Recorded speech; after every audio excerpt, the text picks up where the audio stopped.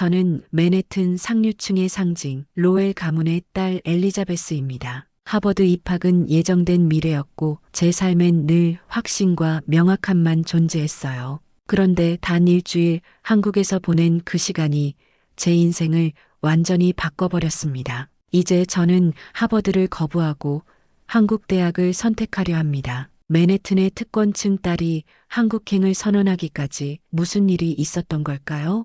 엘리자베스, 다음 달에 한국으로 가게 될 거야. 아버지의 말에 저는 포크를 테이블에 떨어뜨렸어요. 식탁 위에서 그 소리가 유난히 크게 울렸습니다. 서울에서 열리는 국제교육포럼. 저는 재단 대표 딸 자격으로 동행하게 된 거였죠. 파리도 밀라노도 아닌 서울이라니. 처음엔 이해할 수 없었어요. 아버지는 제 놀란 표정을 보고도 무덤덤하게 와인을 한 모금 마셨습니다. 글로벌 시대의 아시아 국가들의 교육 시스템도 연구해 봐야지. 내 이력서에도 좋을 거야. 마음속으로 반항이 일었지만 겉으로는 미소를 지었어요. 네, 아버지. 좋은 경험이 되겠네요. 이렇게 말하면서도 속으로는 도대체 한국에서 뭘 배울 수 있다는 거지?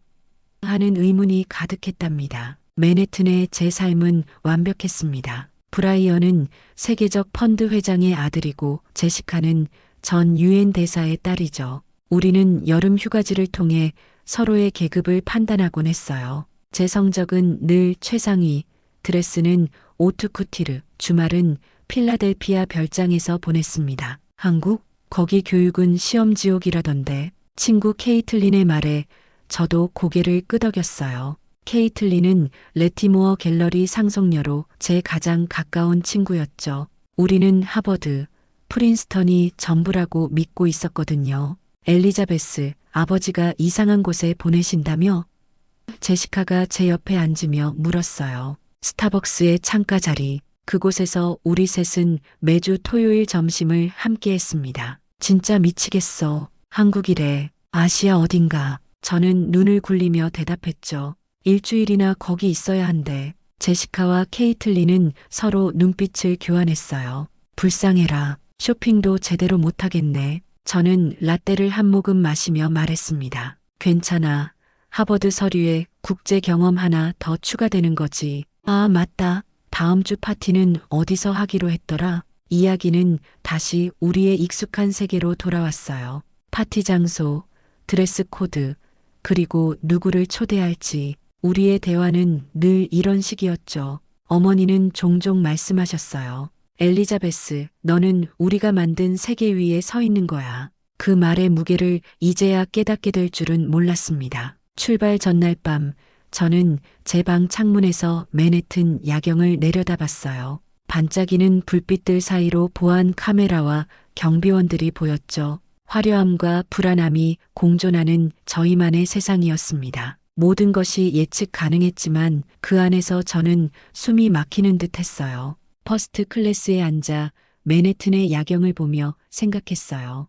이건 그저 의무적인 출장일 뿐이야. 비행기 창밖으로 보이는 구름 위에서 저는 여전히 뉴욕의 감각으로 가득했습니다. 제 노트북에는 대학 지원 에세이 초안이, 손가락에는 로엘 가문 반지가 빛났죠. 하지만 인천공항에 도착하자마자 모든 예감은 무너졌어요. 자동 입국 심사, 로봇 안내, 조용하고 정돈된 공항, 그리고 이 모든 첨단 시스템이 완벽하게 작동하는 모습에 혼란스러웠습니다. 이 나라 인프라는 뭔가 달라. 익숙한 냉철함 대신 놀라움이 밀려왔어요. 공항을 빠져나오는 길에 저는 경계심을 놓지 않았습니다. 평소 같으면 당연히 택시를 탔겠지만 공항 직원이 공항철도를 추천했거든요. 빠르고 편리합니다. 러시아어가 아니라 자리도 충분할 거예요. 걱정스러웠지만 공항철도를 타기로 했죠. 기차에 오르자 충격의 연속이었습니다. 깨끗한 좌석, 진동 없는 승차감, 그리고 오지 와이파이까지. 뉴욕 지하철에선 상상도 할 수 없는 광경이었어요. 더 놀라웠던 건 밤 시간인데도 여성 승객들이 혼자 태블릿을 보거나 음악을 들으며 편안해 보인다는 점이었습니다. 옆자리의 여학생은 태블릿으로 코딩을 하고 있었어요. 대학원생인가 싶었는데 교복을 입고 있었죠. 고등학생이 프로그래밍을? 저기 혹시 그거 무슨 작업 중이에요? 제가 조심스레 물었습니다. 아, 이거요? 학교 프로젝트예요. AI 기반 노인 건강 모니터링 앱 만들고 있어요. 저는 할 말을 잃었어요. 고등학생이 AI 앱을 개발한다고? 맨해튼에서는 대학원생들이나 하는 일이었습니다. 호텔로 가는 길, 창밖으로 본 서울은 제가 상상했던 것과 완전히 달랐어요. 현대적인 건물들, 밝게 빛나는 거리, 그리고 밤늦게도 카페에 모여 노트북을 펼쳐놓고 공부하는 청년들. 여기가 정말 아시아의 한 나라인가? 저는 충격받아 중얼거렸어요. 아시아에 대한 고정관념이 산산조각 나는 순간이었죠. 호텔 체크인 후 창문 너머로 본 서울의 야경은 맨해튼보다 더 밝고 안전해 보였습니다. 그 순간 묘한 불안감이 찾아왔어요. 내가 알던 세계가 전부가 아닐지도 모른다. 한국 명문고등학교를 방문한 첫날, 저는 급식실을 보고 충격받았습니다. 식판 위엔 잡곡밥, 갈비찜, 계절 과일까지. 이게 무료라니. 이게 다 공짜라고요? 저도 모르게 물었어요. 동행한 교사가 미소 지으며 대답했죠. 네, 모든 학생들에게 제공되는 급식입니다. 우리 급식은 존중이에요. 옆에 앉은 한국 학생의 말이 잊히지 않았어요. 민지라는 이름의 그 학생은 자랑스럽게 식판을 가리켰습니다. 영양사 선생님이 계절마다 메뉴를 바꾸시고 지역 농산물을 사용하신대요. 학생들을 존중하는 마음이 담겨 있죠. 그 말에 가슴이 무너지는 느낌이었어요. 뉴욕에서 식사는 계급의 상징이었습니다. 하지만 이곳에선 모두가 같은 식탁에서 같은 음식을 먹고 있었어요. 학생들 사이에 보이지 않는 벽이 없었죠. 여기선 어떻게 누가 부자고 누가 가난한지 구분해? 저도 모르게 질문이 튀어나왔습니다. 민지가 의아한 표정으로 물었어요. 왜 그런 걸 구분해야 해?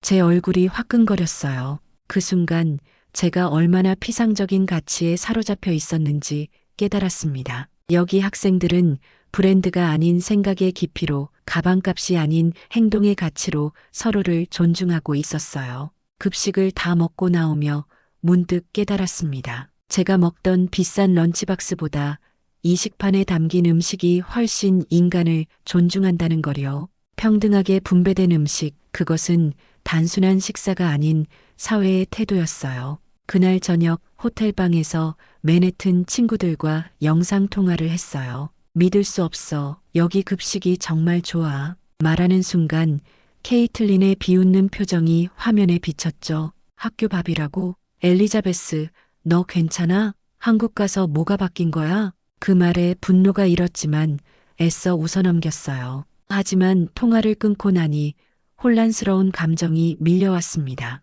처음으로 내 세계의 가치관이 무너지기 시작한 거예요. 수업 참관 시간, 교사는 간단한 가이드만 주고 물러났어요. 학생들이 주도적으로 발표하고 토론하며 수업을 이끌었죠.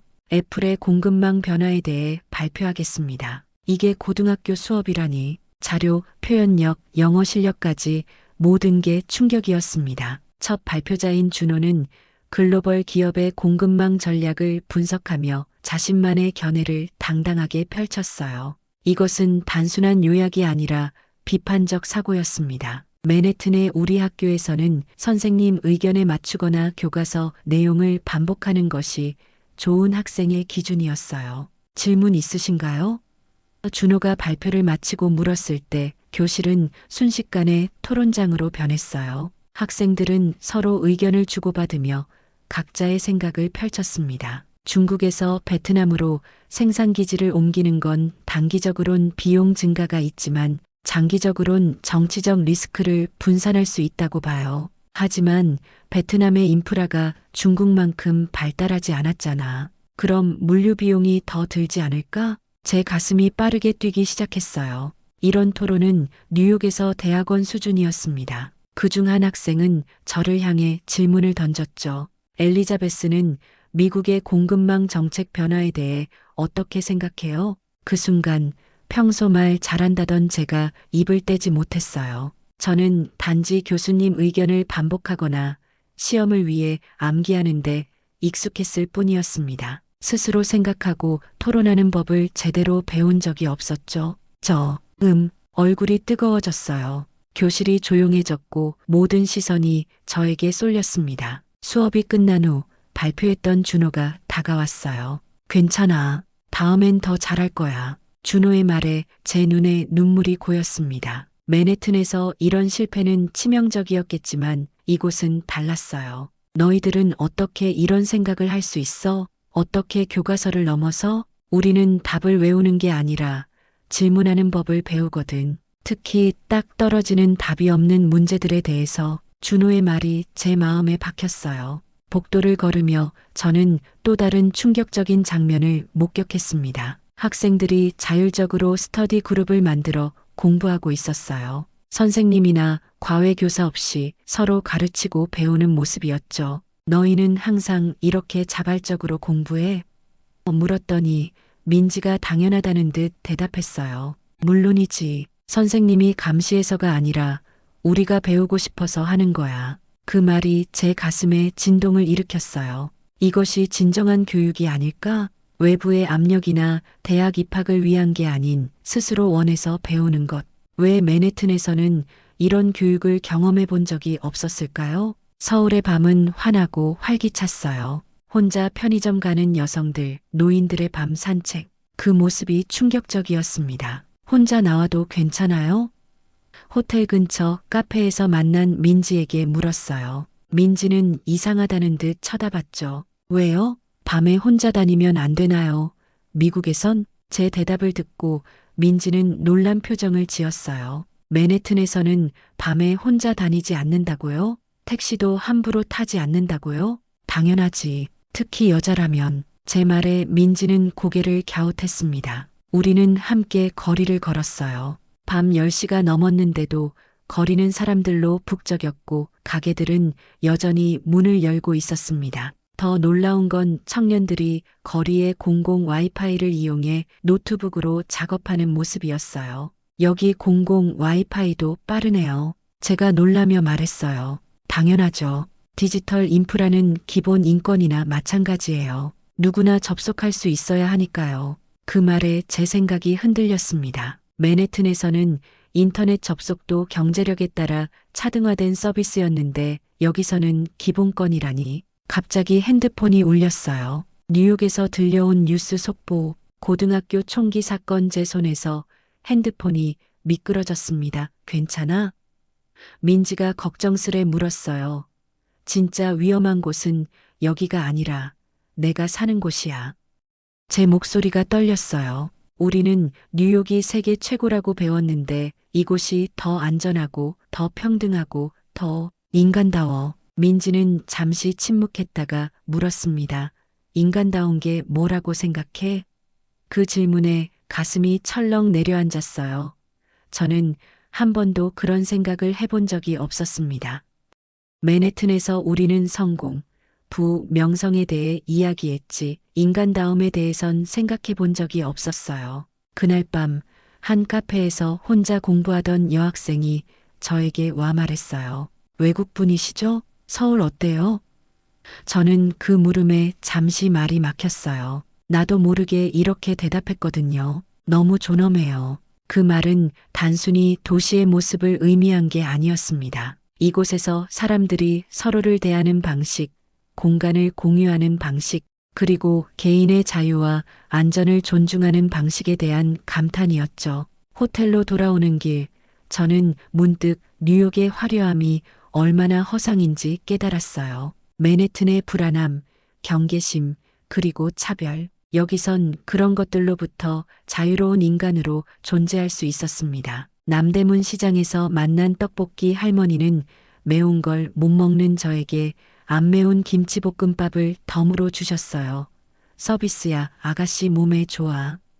돈을 기대하지도 않고 모르는 외국 학생에게 미소를 건네는 그 마음. 맨해튼에선 결코 경험하지 못한 감정이었습니다. 시장 골목은 미로 같았어요. 좁은 길 양쪽으로 다양한 상점들이 줄지어 있었고 상인들은 자신의 상품을 자랑스럽게 설명했죠. 처음엔 혼란스러웠지만 점차 그 속에서 질서를 발견했습니다. 이거 입어봐요. 예쁠 거예요. 한 아주머니가 스카프를 내밀었어요. 값을 물었더니 생각보다 저렴했습니다. 맨해튼에선 10배는 더 비쌀 물건이었어요.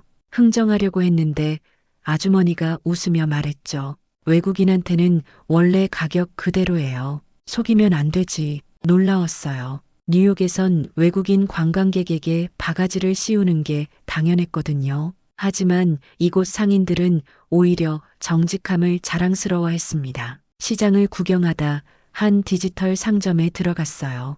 20대 청년이 운영하는 작은 가게였죠. 그는 직접 프로그래밍한 앱을 판매하고 있었어요. 이건 어르신들을 위한 건강관리 앱이에요. 복약 시간을 알려주고 가족들과 건강 상태를 공유할 수 있죠. 청년은 자신의 앱을 자랑스럽게 설명했습니다. 왜 이런 앱을 만들었어요? 제가 물었죠. 할머니가 약 드시는 걸 자주 잊으셔서요. 할머니 한 분만이 아니라 모든 어르신들이 쓸 수 있게 만들었어요. 그 말에 가슴이 뭉클했어요. 맨해튼에서 청년들은 쉽게 돈을 벌 수 있는 앱만 개발했습니다. 하지만 이 청년은 사회적 가치를 위해 기술을 사용하고 있었어요. 한국 사람들은 왜 이렇게 타인을 배려하는 거죠? 궁금해서 물었습니다. 청년은 잠시 생각하더니 답했어요. 우리는 우리라는 개념이 중요해요. 나 혼자가 아닌 모두가 함께 잘 살아야 한다고 생각하죠. 그 순간 청년의 말에서 느껴진 건 단순한 친절이 아니었어요. 우리는 서로 연결되어 있다는 깊은 믿음이었죠. 맨해튼에서 우리는 항상 경쟁자였지만 이곳에선 서로가 서로를 지탱하는 존재였습니다. 가게를 나오며 이 청년에게서 느낀 인간적 존엄성이 제 가슴에 새겨졌어요. 그것은 단순히 정의라는 감정을 넘어 모든 사람이 가치 있는 존재라는 근본적인 믿음이었습니다. 국제학교에서 진행된 팀 프로젝트, 서울과 뉴욕의 교통 효율성 비교를 함께 준비하면서 한국 학생 제니는 데이터를 그래프로 시각화해냈어요. 작년에 서울시에 제안서 냈었어. 그 말에 숨이 멎는 듯 했습니다. 고등학생이 도시 정책에 참여하다니. 우리는 단지 대학 입시용 이력서만 채우고 있었는데 정말 어떤 제안서였는데 궁금증을 감출 수 없었어요. 제니는 태블릿을 꺼내 보여줬습니다. 노인분들을 위한 버스 정류장 디자인이야. 우리 할머니가 버스 타기 힘들어 하시는 걸 보고 생각했어. 제니의 프로젝트는 단순한 아이디어가 아니었어요. 실제 데이터를 수집하고 노인들을 인터뷰하고 해결책을 도출한 진짜 연구였습니다. 더욱 놀라운 건 서울시에서 그녀의 아이디어 일부를 실제로 채택했다는 거였어요. 너희는 이런 걸 학교에서 가르쳐? 제가 물었죠. 가르치는 건 아니야. 그냥 우리가 해보고 싶은 거 직접 도전하는 거지. 실패해도 괜찮으니까. 그 말에 갑자기 분노가 치밀었어요.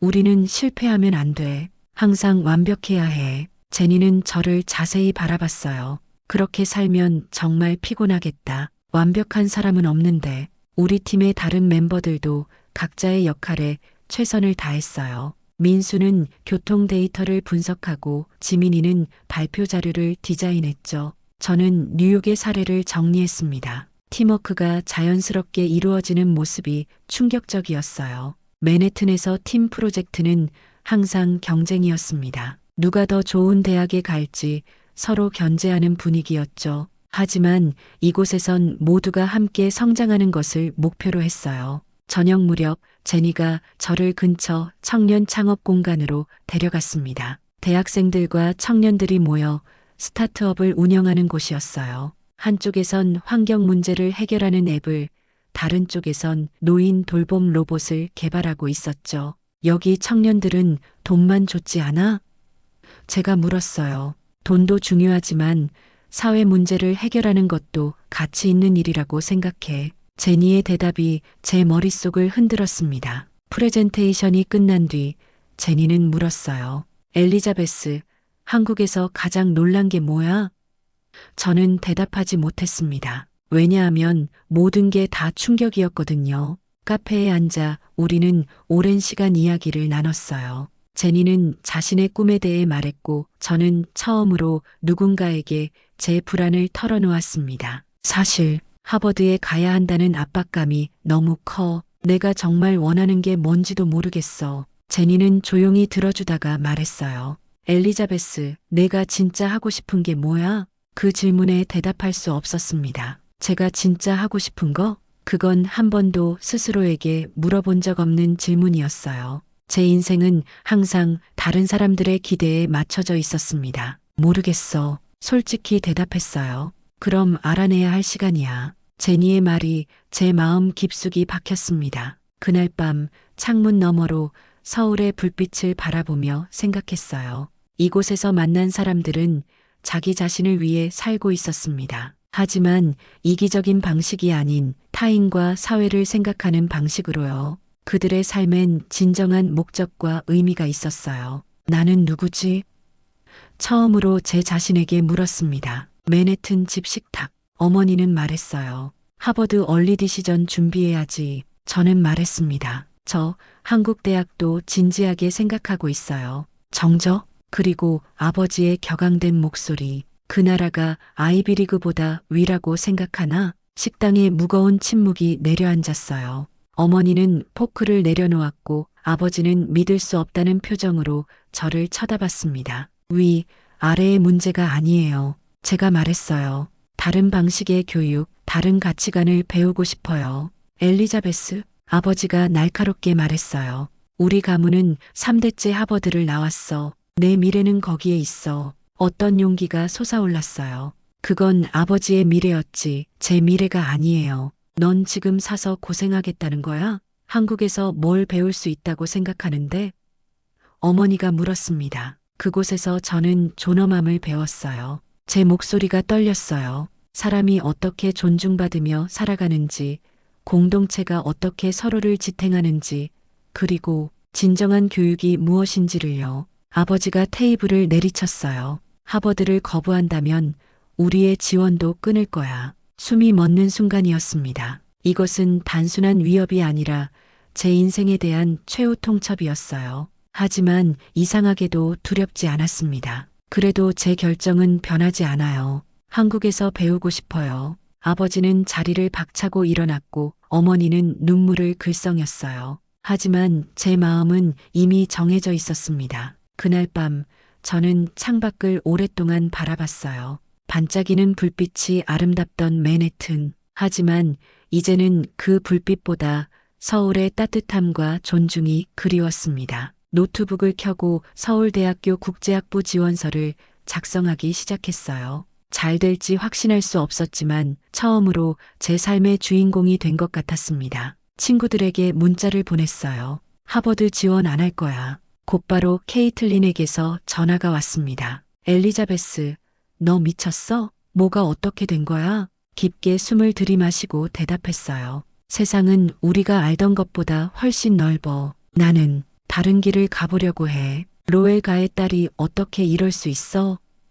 케이틀린이 충격받은 목소리로 물었어요. 그게 문제야. 난 그저 로엘가의 딸이 아니라 엘리자베스로 살고 싶어. 통화를 끊고 창밖을 다시 바라봤어요. 맨해튼의 야경은 여전히 아름다웠지만 제 마음속엔 이미 서울의 풍경이 자리 잡고 있었습니다. 하버드를 포기한다는 건 단순한 결정이 아니었어요. 저는 익숙한 특권, 부모님의 지원, 그리고 제 세계의 인정을 모두 내려놓는 것이었습니다. 하지만 이제 알아요. 내가 익숙한 세계보다 인간의 존엄을 존중하는 세계를 선택할 때가 왔다는 거요. 아침이 밝아오자 저는 마지막으로 한국에서 찍은 사진들을 열어봤어요. 급식실에서 함께 웃고 있는 민지와 친구들, 밤거리에서 안전하게 걷던 순간들, 그리고 남대문 시장의 활기찬 모습, 그 모든 장면 속에 제가 찾던 진정한 삶의 의미가 있었습니다.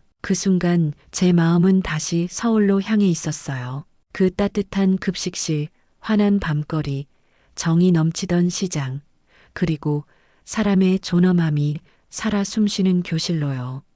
서울대학교 지원서의 지원 동기 칸에 저는 이렇게 적었습니다.